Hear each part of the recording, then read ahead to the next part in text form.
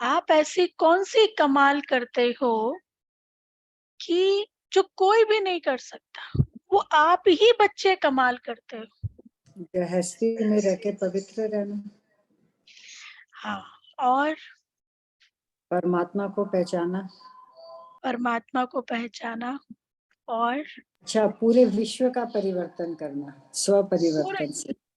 स्व परिवर्तन से पूरे विश्व का परिवर्तन करना। कमल और कमल पुष्प समान रहना।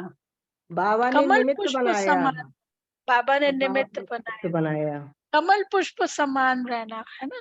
परिवार में रहते हुए, जिम्मेवारियां संभालते हुए अपने आप को ऊंचा रखना, श्रेष्ठ बनाना। और कौन सी कमाल करते हो, बताओ। अरे वाह, शिव बाबा को अपना बच्चा बना देते हैं, है ना। ये कोई नहीं कर सकता, शिव बाबा को अपना बच्चा बनाते हैं। और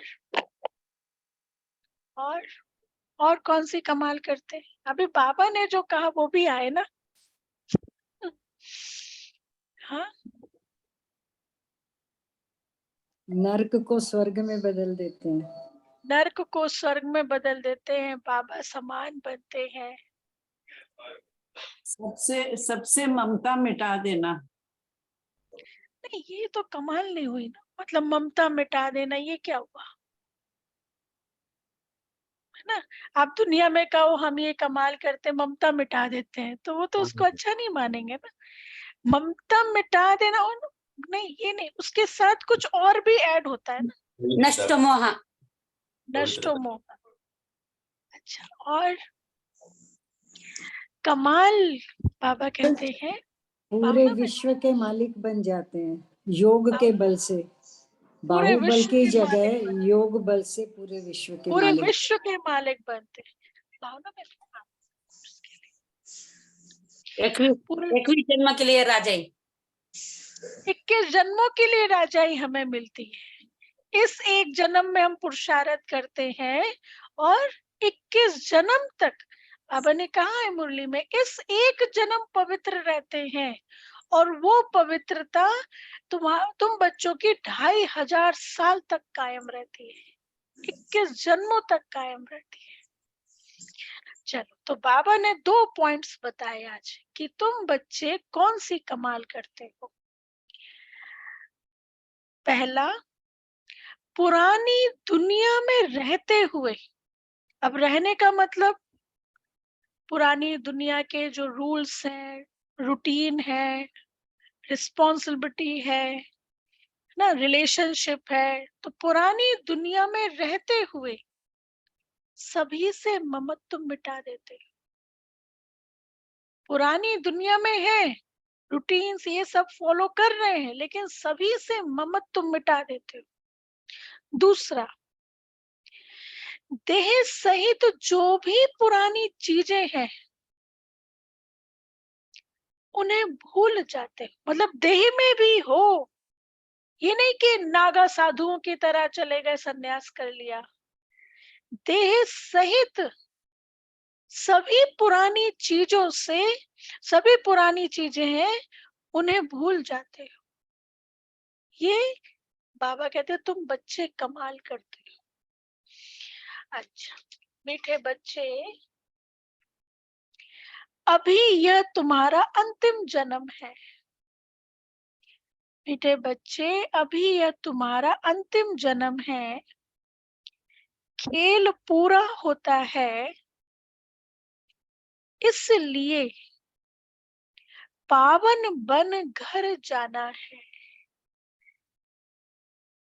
खेल पूरा होता है, इसलिए पावन बन घर जाना है। फिर सतयुग से हिस्ट्री रिपीट होगी। फिर सतयुग से हिस्ट्री रिपीट होगी। प्रश्न है, घर बार संभालते हुए कौन सी कमाल तुम बच्चे ही कर सकते हो। उत्तर, घर बार संभालते, पुरानी दुनिया में रहते, सभी से ममत्व मिटा देना, देह सहित जो भी पुरानी चीजें हैं उन्हें भूल जाना, यह है तुम बच्चों की कमाल। इसे ही सतो प्रधान संन्यास कहा जाता है।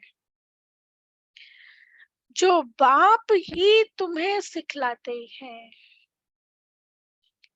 तुम बच्चे इस अंतिम जन्म में पवित्र रहने की प्रतिज्ञा करते हो, फिर 21 जन्म के लिए यह पवित्रता कायम हो जाती है। ऐसी कमाल और कोई कर नहीं सकता जो तुम बच्चे करते हो। अच्छा, गीत है। तुम ही हो माता पिता, तुम ही हो बंधु, जस खा तुम्हें। ओम शांति। बच्चों को ओम शांति का अर्थ बिल्कुल सहज समझाया जाता है। हर एक बात सहज है। सहज राजाई प्राप्त करते हैं। कहाँ के लिए? सत्युग के लिए। बाबा कहते हैं यहाँ थोड़ा ना राज्य करना है हमें, हमें तो सत्युग में राज्य करना है। उनको जीवन मुक्ति कहा जाता है। वहां रावण के यह भूत तो होते नहीं। कोई को क्रोध आता है तो कहा जाता है कि तुम्हारे में यह भूत है। अच्छा, बच्चों को समझाया है। ओम का अर्थ है मैं आत्मा, फिर मेरा शरीर। हर एक के शरीर रूपी रथ में आत्मा रथी बैठी हुई है। आत्मा की ताकत से यह शरीर चलता है। आत्मा निकल जाए, कितने सारा सिस्टम मशीनें रुक जाएंगी शरीर में जो है। तो आत्मा की ताकत से यह शरीर चलता है। आत्मा को यह शरीर घड़ी घड़ी लेना और छोड़ना पड़ता है। यह तो बच्चे जानते हैं। भारत अभी दुख धाम है। आधा कल्प पहले सुख धाम था। ऑलमाइटी गवर्नमेंट थी, क्योंकि ऑलमाइटी अथॉरिटी ने भारत में देवताओं के राज्य की स्थापना की। वहां एक धर्म था। आज से 5000 वर्ष पहले किसका राज्य था मनोज भाई? आज से 5000 वर्ष पहले बरोबर लक्ष्मी नारायण का राज्य था। वह राज्य स्थापन करने वाला जरूर बाप होगा। बाप से उनको वर्षा मिला हुआ है। उन्हों की आत्मा ने 84 जन्मों का चक्र लगाया है। भारतवासी ही इन वर्णों में आते हैं। अभी है शूद्र वर्ण में। बाबा ने कहा भारतवासी अभी है शूद्र वर्ण में। शूद्र वर्ण के बाद सर्वोत्तम ब्राह्मण वर्ण आता है। ब्राह्मण वर्ण माना मीनू बहन, ब्राह्मण वर्ण माना ब्रह्मा के मुख वंशावली। ब्राह्मण वर्ण माना ब्रह्मा के मुख वंशावली है। प्रजापिता ब्रह्मा के जरूर एडॉप्टेड बच्चे होंगे।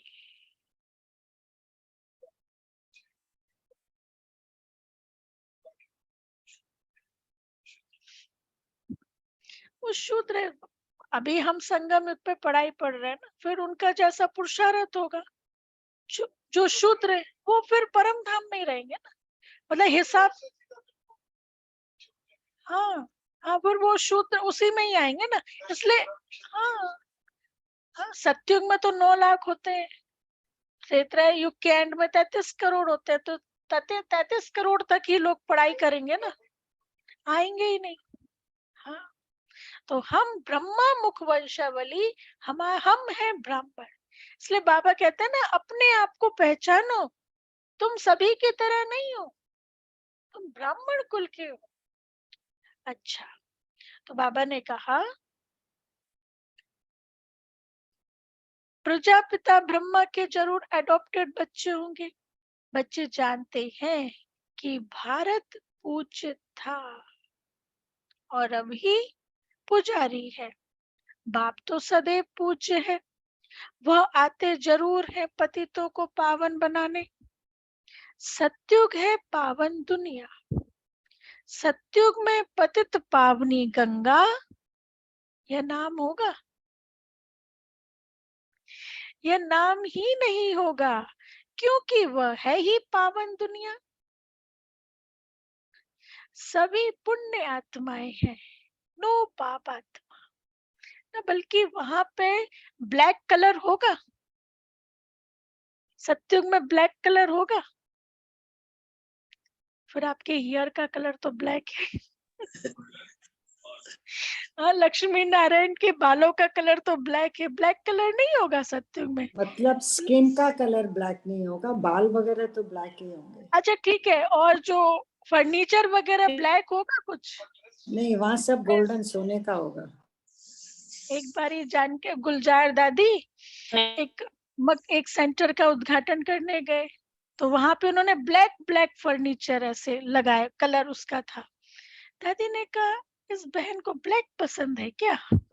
उस बहन ने अगले दिन सारा फर्नीचर चेंज करा दिया।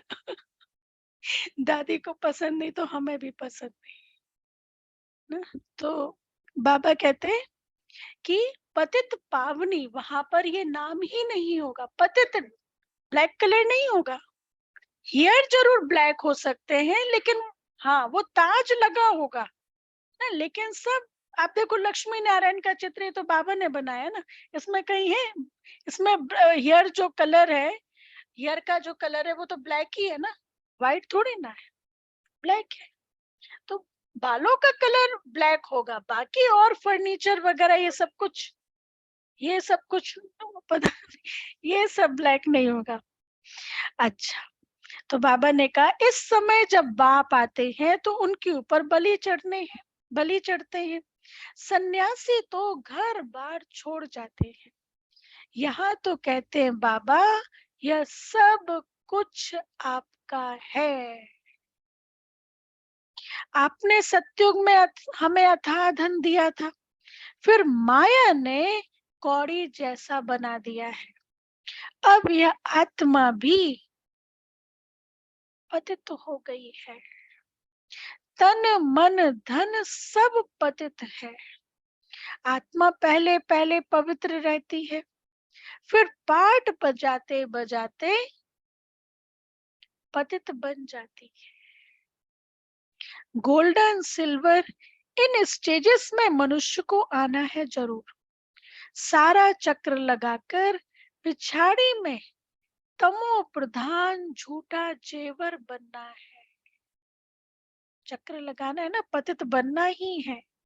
सब आत्माएं ईश्वर के लिए झूठ बोलती रहती हैं, क्योंकि उनको सिखाया गया है। क्या झूठ बोलते हैं भाई ईश्वर के लिए? सर्वव्यापी। ईश्वर सर्वव्यापी है। गाते भी हैं, तुम मात पिता हम बालक तेरे। लक्ष्मी नारायण के आगे भी जाकर यह महिमा करते हैं, परंतु उनको तो अपना एक बच्चा एक बच्ची होता है। लक्ष्मी नारायण को जैसा सुख राजा रानी को वैसा सुख बच्चों को रहता है, सबको सुख गनेरे हैं। अभी तो वह 84वें अंतिम जन्म में है। तो लक्ष्मी नारायण माता पिता तो नहीं हो सकते, तो कौन हो सकता? मतलब सभी के माता पिता तो नहीं हो सकते ना, उनका तो अपना खुद है ना। हाँ, तो जगत पिता कौन हो सकता? शिव बाबा। बाप कहते हैं अब फिर से तुमको राजयोग सिखलाता हूँ।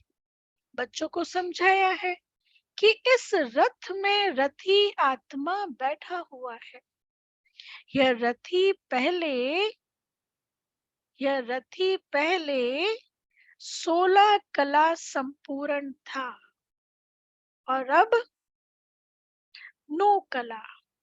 कहते भी है मुझ निर्गुण हारे में अब कोई गुण नहीं, आपे ही तरस परोई अर्थात रहम करो। कोई मैं भी गुण नहीं है, बिल्कुल दुखी पतित है, तब तो गंगा में पावन होने जाते हैं, सत्युग में नहीं जाते। अब नदी तो वहां पर भी है। बाकी हाँ ऐसे कहेंगे इस समय हर चीज तमो प्रधान है। सत्युग में नदियां भी बड़ी साफ स्वच्छ होंगी, नदियों में किचड़ा कुछ भी नहीं पड़ता, और यहाँ देखो किचड़ा पड़ता रहता है। सागर में सारा गंद जाता है, सत्युग में ऐसा हो नहीं सकता, लौ नहीं है, सब चीजें पवित्र रहती हैं। तो बाप समझाते हैं अभी सबका यह अंतिम जन्म है, खेल पूरा होता है। इस खेल की लिमिट ही है कितना, इस खेल की लिमिट ही है 5000 वर्ष, इससे ना कम ना ज्यादा। यह निराकार शिव बाबा समझाते हैं, वह है निराकार, सबसे ऊंच परम धाम में रहने वाला। परम धाम से तो हम सब आए हैं, अभी कलयुग अंत में ड्रामा पूरा हो, फिर से हिस्ट्री रिपीट होनी है। मनुष्य जो भी गीता आदि शास्त्र पढ़ते आए हैं वह बनते हैं द्वापर में। यह ज्ञान तो प्राय लोप हो जाता है, कोई राजयोग सिखला ना सके। उन्हों के यादगार लिए पुस्तक बनाते हैं, वह खुद तो पुनर्जन्म में आने लगे, उनके यादगार पुस्तक रहने लगे। मतलब जो धर्म स्थापक भी होते हैं वो आते हैं तो उनकी पुस्तक बनाते हैं, वो फिर दूसरा जन्म लेते हैं। अब देवी देवता धर्म की स्थापना होती है संगम पर। बाप आकर इस रथ में विराजमान होते हैं, घोड़े गाड़ी की बात नहीं है।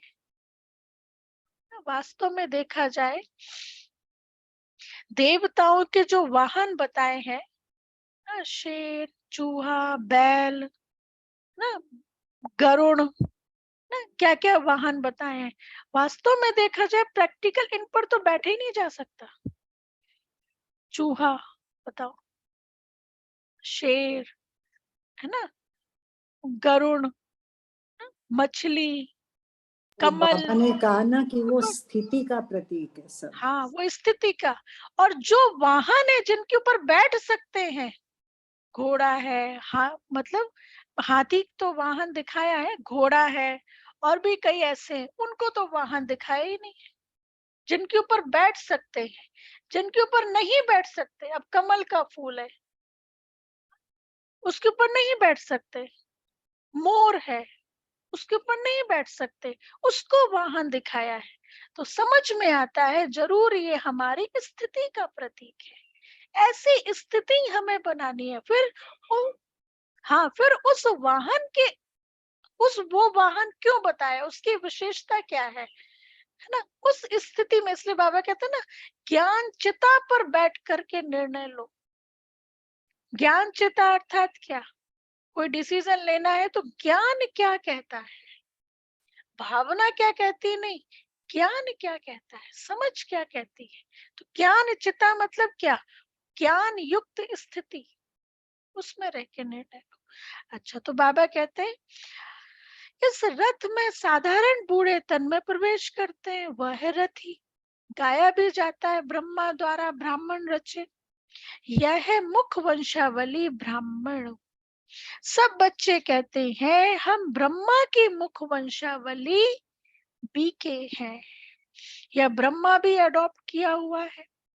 बाप खुद कहते हैं मैं इस रथ का रथी बनता हूँ, इसको ज्ञान देता हूँ, शुरू इनसे करता हूँ, कलश देता हूँ माताओं को।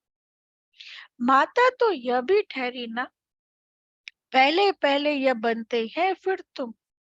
इसमें तो वह विराजमान है, परंतु सामने किसको सुनाए। फिर आत्माओं से बैठ बाबा बात करते हैं। और कोई विद्वान आदि नहीं होगा जो ऐसे आत्माओं से बैठ बात करे कि मैं तुम्हारा बाप हूँ। तुम आत्माएं निराकार हो, मैं भी निराकार हूँ ज्योति बिंदु। मैं ज्ञान सागर स्वर्ग का रचयिता हूँ। मैं नरक नहीं रचता हूँ, अर्थात मैं दुख नहीं देता हूँ। या तो रावण माया नरक बनाती है। बाप कहते हैं मैं तो हूँ ही रचयिता, तो जरूर स्वर्ग ही बनाऊंगा, अच्छा ही क्रिएट करूंगा। तुम भारतवासी स्वर्गवासी थे, अब नरकवासी बने हो। नरकवासी बनाया रावण ने, क्योंकि आत्मा रावण की मत पर चलती है। इस समय तुम आत्माएं राम शिव बाबा श्री श्री की श्रीमत पर चलते हो। बाबा समझाते हैं बच्चे, अब सबका पाठ पूरा हुआ है ना। अब इस आत्मा में पार्ट ही नहीं है, तो आत्मा इस शरीर में रह के क्या करेगी। पार्ट खत्म होगा, आत्मा उड़ जाएगी। अब सबका पार्ट पूरा हुआ है, सब आत्माएं इकट्ठी होंगी। जब सब आ जाएंगे तब फिर जाना शुरू होगा, फिर विनाश शुरू हो जाएगा। भारत में अब अनेक धर्म है, सिर्फ एक धर्म नहीं है। भारत में अनेक धर्म है, सिर्फ एक आदि सनातन देवी देवता धर्म है नहीं। कोई भी अपने को देवता नहीं कहते। देवताओं की महिमा भी गाई है कि सर्वगुण संपन्न 16 कला संपूर्ण। सर्वगुण संपन्न 16 कला संपूर्ण, संपूर्ण निर्विकारी, मर्यादा पुरुषोत्तम और डबल अहिंसक। फिर अपने को कहेंगे हम नीच पापी। जो सतो प्रधान पूजित थे वह अब तमो प्रधान पुजारी बन पड़े हैं। द्वापर से रावण का राज्य शुरू होता है। राम राज्य है ब्रह्मा का दिन और रावण राज्य है ब्रह्मा की रात। अब बाप कब आए? रात में। जब ब्रह्मा की रात पूरी हो तब तो आए ना, दिन करने के लिए।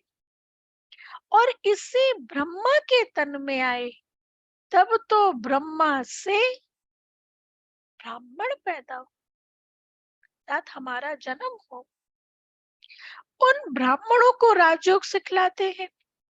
बाप कहते हैं जो भी आकारी व साकारी या निराकारी चित्र हो, डैश क्या कहा होगा बाप? जो भी आकारी साकारी या निराकारी चित्र हो, वो सब भूल जाओ।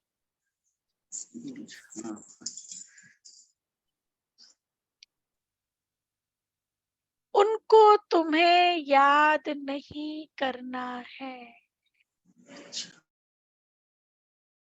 तुमको तो लक्ष्य दिया जाता है, शिव बाबा को याद करो। यहाँ देखते हुए भी बुद्धि बाबा में टिकी हुई है। मनुष्य तो चित्र देख याद करते हैं। बाबा कहते हैं चित्रों को देखना बंद करो। यह है भक्ति मार्ग। अभी तो तुम आत्माओं को वापस मेरे पास आना है, पापों का बोझा तुम्हारे सिर पर बहुत है।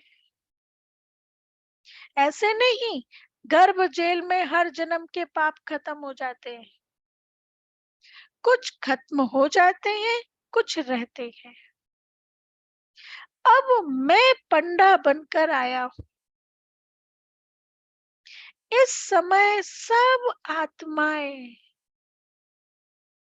माया की मत पर चलती है और तुम बच्चे बाबा की श्रीमत पर चलते हैं। परमात्मा सर्वव्यापी कहना यह माया की मत है।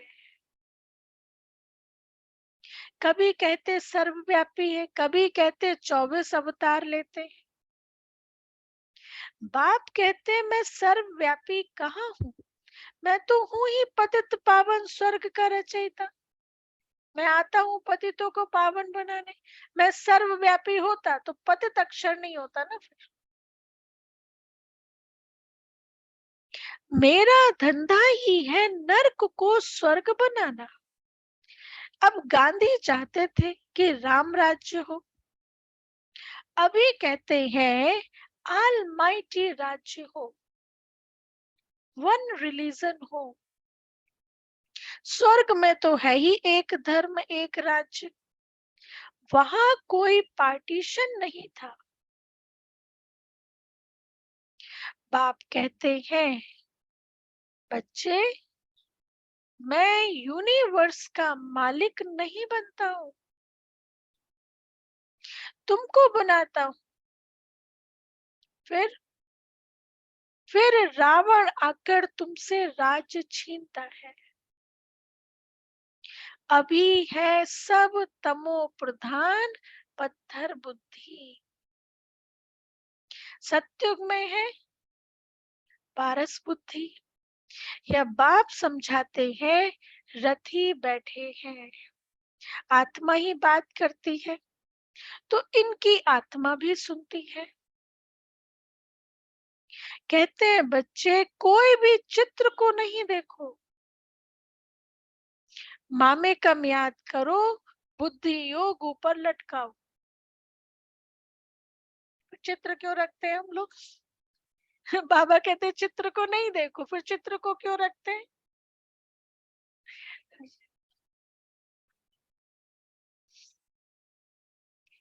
शुरू में बाबा ने कहा था चित्र को नहीं देखो, फिर लास्ट के दिनों में बाबा ने कहा कि चित्र रखो। इसलिए देखा होगा कई मुरलियों में ये भी आता है चित्र होना चाहिए, चित्र लगाना चाहिए, क्योंकि उस समय ये बिंदु का चित्र नहीं बना था। पहले दादियां बताते हैं कि पहले बिंदु रूप शिव बाबा क्या होता है हमें पता ही नहीं था। हम बाबा को याद करो ऐसे ही करते थे ना, ओम के रूप में या वैसे। बिंदु रूप बाबा को याद किया जाता है, ये बाद में ज्ञान आया, तब फिर ये बिंदु के चित्र बने। तो बाबा कहते हैं जहां जाना है उनको ही याद करना है, एक बाप बस, दूसरा ना कोई। वही सच्चा पातशाह है, सच सुनाने वाला। तो तुम्हें कोई भी चित्रों का सिमरण नहीं करना है। यह शिव का जो चित्र है उनका भी ध्यान नहीं करना है, क्योंकि शिव ऐसा तो है नहीं। जैसे हम आत्मा है वैसे वह परमात्मा है। जैसे आत्मा भ्रकुटी के बीच में रहती है, वैसे बाबा भी कहते थोड़ी जगह आत्मा के बाजू में ले बैठ जाता हूँ। शिव बाबा भी थोड़ी जगह में बैठ जाते हैं। रथी बन इनको बैठ ज्ञान देता हूँ। इनकी आत्मा में ज्ञान नहीं था, ये तो पतित थी। फिर जैसे इनकी आत्मा रथी बोलती है शरीर से, वैसे मैं भी इन ऑर्गन्स से बोलता हूँ। ये शुरुआत की बाबा ने अपना इंट्रोडक्शन देना शुरू किया, परिचय देना शुरू किया कि जैसे ब्रह्मा की आत्मा इस शरीर से बोलती है, वैसे मैं भी इस शरीर से बोलता हूँ। नहीं तो कैसे समझाऊं? ब्राह्मण रचने के लिए ब्रह्मा जरूर चाहिए। जो ब्रह्मा फिर नारायण बनेगा। अभी तुम ब्रह्मा की औलाद हो, फिर सूर्यवंशी श्री नारायण के घराने में आ जाएंगे। बच्चों को समझाया जाता है यह शास्त्र आदि सब भक्ति मार्ग के हैं, फिर भी यह बनेंगे। जो पढ़ते पढ़ते तमो प्रधान बन जाते हैं। सतयुग से त्रेता हुआ, त्रेता से द्वापर, द्वापर से कलयुग, अभी है कलयुग। पतित बने तब तो पतित पावन आकर पावन बनाएंगे ना। शास्त्र किसको भी पावन बना ना सके। कितने सारे शास्त्र बन जाते पावन, कोई बना अभी तक? शास्त्र किसको भी पावन बना ना सके। अभी तो बिल्कुल ही कंगाल बन पड़े हैं, लड़ते झगड़ते रहते हैं, बंदर से भी बदतर है। बंदर में 5 विकार बहुत कड़े होते हैं। देह अहंकार भी बंदर जैसा और कोई में नहीं होता है। आंख दिखाओ वो डबल आंख दिखाएगा, है ना। तो बाबा कहते हैं देह अहंकार भी बंदर जैसा और कोई में नहीं होता है। काम क्रोध लोभ मोह सब विकार बंदर में ऐसे होते हैं जो बात मत पूछो। बंदर को पकड़ा भी कैसे जाता है? उसके लोभ के कारण। एक घड़े में भुने हुए चने डाल देते हैं और उस घड़े का मुख जो है छोटा कर देते हैं। तो वो चने ले, हाथ ऐसे तो डाल सकता है लेकिन चने लेके बाहर नहीं निकाल सकता हाथ। तो वो मचलता रहता है वहीं पे, पकड़ लेते हैं। तो बाबा कहते हैं 5 विकार बंदर में बहुत होते हैं। बच्चा मरेगा तो उनकी हड्डियों को भी छोड़ेंगे नहीं। मनुष्य भी आजकल ऐसे है। बच्चा मरा तो 6-8 मास रोते रहेंगे।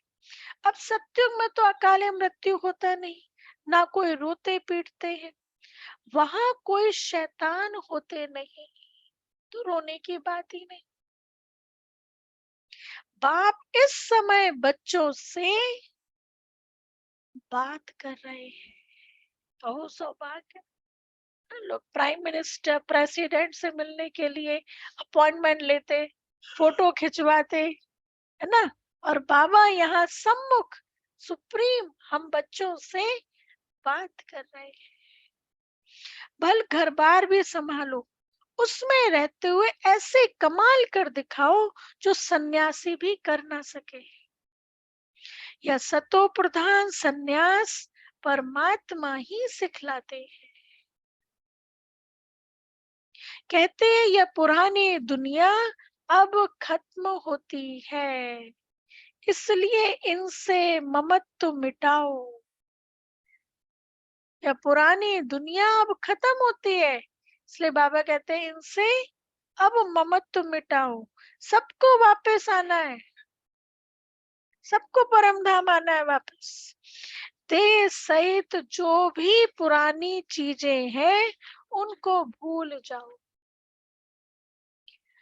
यह 5 विकार मुझे दे दो। कौन कह रहा? शिव बाबा, सुप्रीम सतगुरु। यह 5 विकार मुझे दे दो। अगर अपवित्र बनेंगे तो पवित्र दुनिया में आ नहीं सकेंगे। बाप से प्रतिज्ञा करो इस अंतिम जन्म के लिए, फिर तो पवित्रता कायम हो ही जाएगी। 63 जन्म तुम विकारों में गोते खाकर अभी एकदम गंदे बन पड़े हो। अपने धर्म कर्म को भूल गए हो। हिंदू धर्म कहते रहते हो, बाप कहते हैं तुम तो बेसमझ बन गए हो। क्यों नहीं समझते हो भारत स्वर्ग था, हम ही देवता थे, मैंने तुमको राजयोग सिखाया था, अभी फिर से सिखा रहे। तुम फिर कहते हो श्री कृष्ण सभी का बाप स्वर्ग का रचयिता है, क्या ये राइट है? अब कहते तुम भूल गए हो, बाप तो निराकार सब आत्माओं का शिव है, फिर उनके लिए कहते हो कि सर्वव्यापी है। तुम अपने ही बाप को गाली देते हो। आज बाबा डांट लगा रहे हैं। हाँ, हाँ, बाबा कहते कि तुम उनके लिए ही कहते हो, तुम अपने बाप के लिए कहते हो कि वो सर्वव्यापी है, तुम अपने ही बाप को गाली देते हो। शिव शंकर को मिला दिया है, बताओ कितनी मेरी ग्लानि करती है। शिव तो है परमात्मा, कहते हैं मैं आता ही हूँ देवी देवता धर्म स्थापन करने। फिर विष्णु के दो रूप लक्ष्मी नारायण राज्य करेंगे। सचखंड स्थापन करने वाला, सचखंड स्थापन करने वाला एक ही सतगुरु है, वह इस रथ में रथी है। इसे नंदीगढ़ भी कहते हैं, भागीरथ भी कहते हैं। तुम अर्जुनों को कहते हैं मैं इस रथ में आया हूँ। हम सब कौन बैठे हैं यहाँ पे? अर्जुन। अर्जुन का अर्थ क्या होता है? अर्जन कर, और ये तो ठीक है, अर्जन करने वाला। दूसरा एक और अर्थ होता है, एक लक्ष्य। कहते ना कौन अर्जुन बनेगा, अर्थात कौन नंबर 1 लेगा, जो ओटे सो अर्जुन, मतलब फर्स्ट नंबर। जैसे परिवर्तन करने में पहले अर्जुन, पहले मैं आगे, तो बाबा उसे भी कहते अर्जुन। तो बाबा कहते तुम अर्जुनों को कहते हैं मैं इस रथ में आया हूँ युद्ध के मैदान में तुमको माया पर जीत पहनाने। फिर अब यहाँ पे अर्जुन का भावार्थ क्या है, फिर से सुनो। तुम अर्जुनों को कहता हूँ, तुम अर्जुनों को कहता हूँ मैं इस रथ में आया हूँ युद्ध के मैदान में तुमको माया पर जीत पहनाने। हम जो अपने विकारों से लड़ रहे हैं ना, तो वो हमारे गाइड बन करके हमको सिखा रहे हैं। तो यहाँ पर वो वाला भाव आ गया जो गीता वाला है। और जैसे हम युद्ध की लड़ाई बाबा के शिव शक्ति, जैसे लड़ाई में हम सोल्जर्स है बाबा के साथ, माया पर जीत पा रहे नए विश्व की स्थापना धारण करते हैं। हाँ, धारण करते हैं। और नए विश्व की स्थापना करने के लिए पतितों को अर्जुन के साथ ही तो भगवान था ना, है ना। तो यहाँ पे बाबा हमारे साथ है। बाबा ने कहा ना तुम अर्जुनों को कहते हैं मैं इस रथ में आया हूँ, मतलब ना अर्जुन अर्जुनों को कहते हैं मैं इस रथ में आया हूँ युद्ध के मैदान में तुमको माया पर जीत पहनाने। बाबा हमें जीत पहनाने के लिए बाबा आया है, मतलब बाबा हमारे साथ है ना। सत्युग में ना रावण होता ना जलाते हैं, अभी तो रावण को जलाते ही रहते हैं। अच्छा, मीठे मीठे सिक्की लदे बच्चों प्रति माता पिता बाप दादा का याद प्यार और गुड गुड मॉर्निंग। मॉर्निंग। हम रूहानी रूहानी बाप की रूहानी बच्चों को नमस्ते। हम रूहानी बच्चों रूहानी की बाप दादा को दादा याद को प्यार, याद गुड प्यार मॉर्निंग, नमस्ते। शुक्रिया बाबा, थैंक या यू बाबा, प्यारा बाबा, थैंक यू बाबा, वाह बाबा, वाह बाबा, शुक्रिया बाबा। वाह बाबा, वाह। धारणा के लिए मुख्य सार, कोई भी चित्र का सिमरन नहीं करना है, कोई भी चित्र का सिमरन नहीं करना है। विचित्र बाप को बुद्धि से याद करना है। विचित्र बाप को बुद्धि से याद करना है।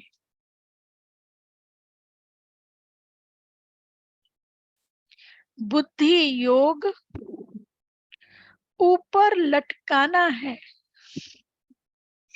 ना, लटक जाए बुद्धि योग ऊपर। बुद्धि योग ऊपर लटकाना है।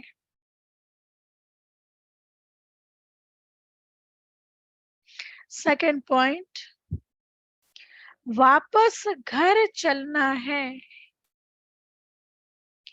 वापस घर चलना है। इसलिए देह सहित सब पुरानी चीजों से ममत्व निकाल देना है। इसलिए देह सहित सब पुरानी चीजों से ममत्व निकाल देना है।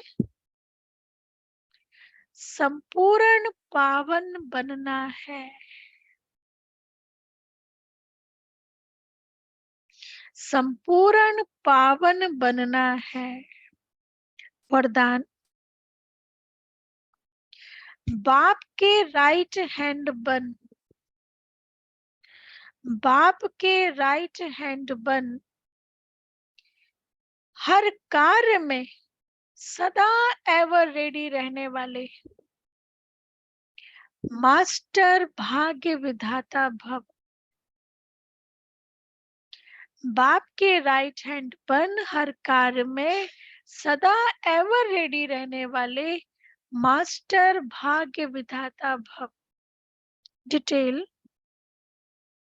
जो बच्चे राइट हैंड बन बाप के हर कार्य में सदा सहयोगी, सदा एवर रेडी रहते हैं, आज्ञाकारी बन सदा कहते हाँ बाबा हम तैयार हैं।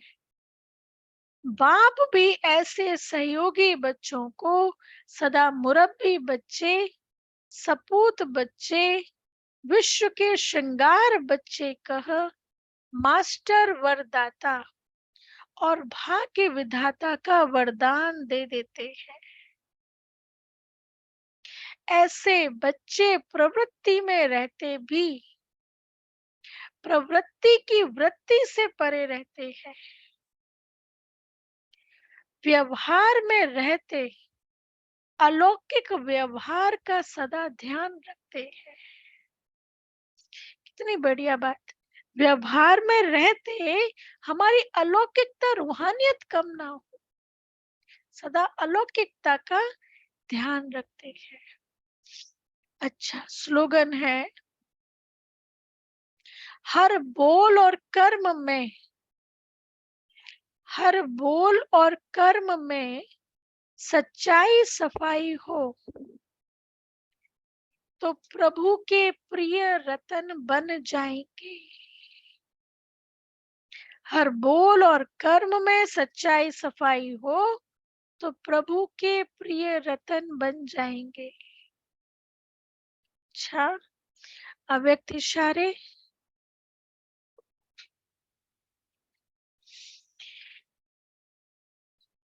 बहुत प्यारे बच्चे, मीठे। मुरब्बा मीठा होता है ना। अच्छा, आज 23 तारीख है, नहीं आज 24 तारीख है। संपूर्ण प्रत्यक्षता का नगाड़ा बजाने के लिए क्या करो? संपूर्ण प्रत्यक्षता, दुनिया का दुनिया वालों को संदेश मिल जाए। नगाड़ा बजाने के लिए सिर्फ यही बात विशेष अंडरलाइन करनी है, प्रत्यक्षता और प्रतिज्ञा दोनों का बैलेंस सर्व आत्माओं को बाप दादा द्वारा ब्लेसिंग प्राप्त होने का आधार है। प्रत्यक्षता और प्रतिज्ञा दोनों का बैलेंस सर्व आत्माओं को बात बाप दादा द्वारा ब्लेसिंग प्राप्त होने का आधार है। जो प्रतिज्ञा करो कि कभी भी किसी भी हालत में हार नहीं खाएंगे, अपनी ऊंची स्टेज से नीचे आना ये भी हार खाना है, ये भी बोझा चढ़ाना है ना, ये भी अपने ऊपर बोझा चढ़ाना है, मतलब ये भी पाप है। आपकी ऊंची स्टेज है, अभी नीचे आ गई, ये भी आत्मघात है, ये भी पाप है। तो बाबा कहते हैं तो प्रतिज्ञा करो कि कभी भी किसी भी हालत में हार नहीं खाएंगे। परमात्म गले का हार, श्रृंगार, विजयी रतन बनेंगे। ऐसी प्रतिज्ञा करना अर्थात प्रत्यक्ष सबूत देना ही परमात्म प्रत्यक्षता का आधार है। अच्छा, ओम शांति। अभी हम दीदी आ गए, अभी अनाउंसमेंट सुनेंगे।